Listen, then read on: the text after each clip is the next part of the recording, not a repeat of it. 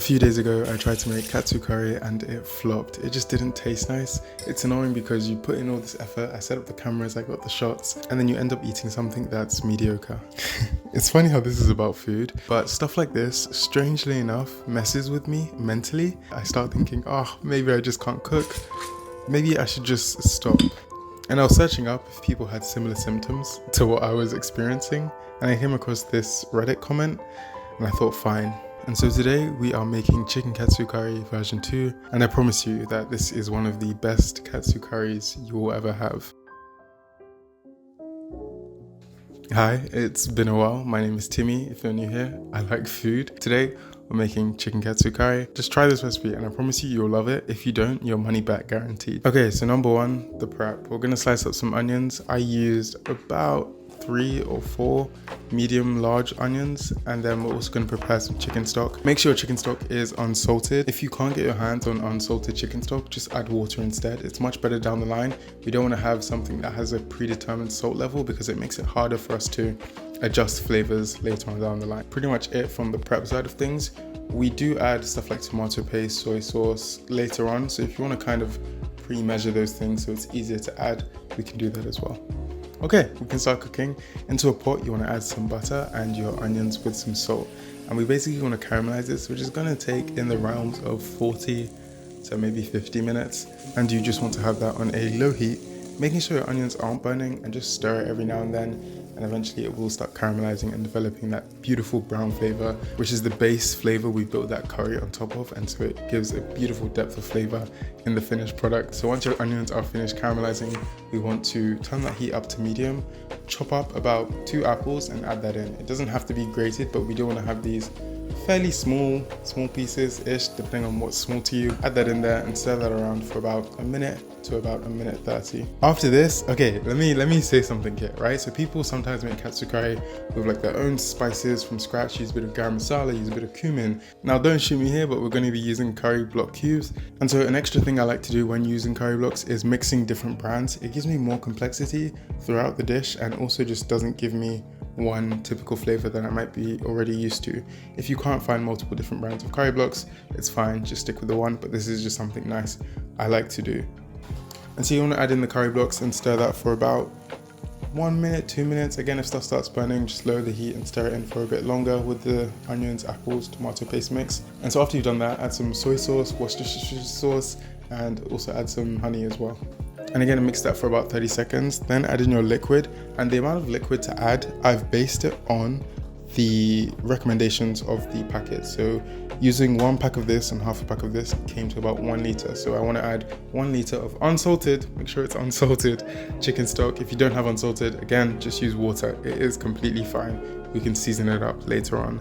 And so add 1 liter of your liquid into the pot and let that mingle for about 2-3 minutes, I would say, and just make sure that everything's getting mixed in. Season this to taste, add some salt, any other seasonings you feel like it needs, any of the existing ingredients you feel like it could use more of. If that's a bit more soy sauce, play around with it a bit.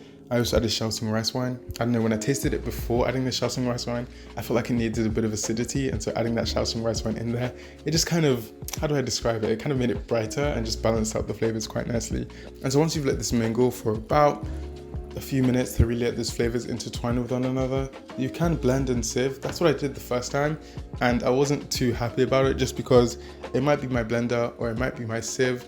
When I sieved it, maybe my sieve holes are too large, but these small like grainy bits just came through, which kind of ruined the texture of the curry for me. But yeah, that has all been sieved out, and I've just got this sauce that's leaking through that is rich, velvety, smooth, and tasty as hell.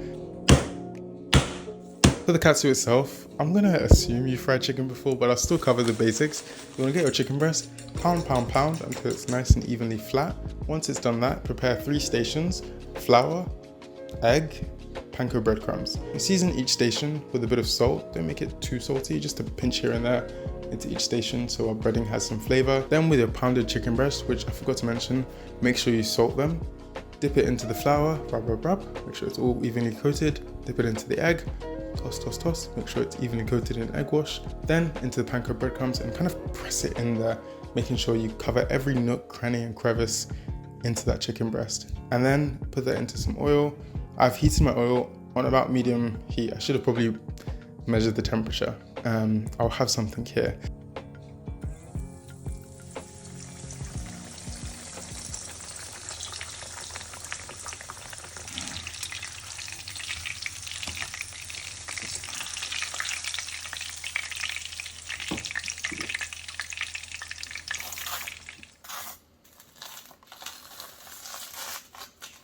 But fry that in the oil, and then until it's golden brown, flip it, golden brown, flip it, take it out, and you have a katsu cutlet. Make sure once you've taken it out the fresh hot oil, season it with a bit more salt.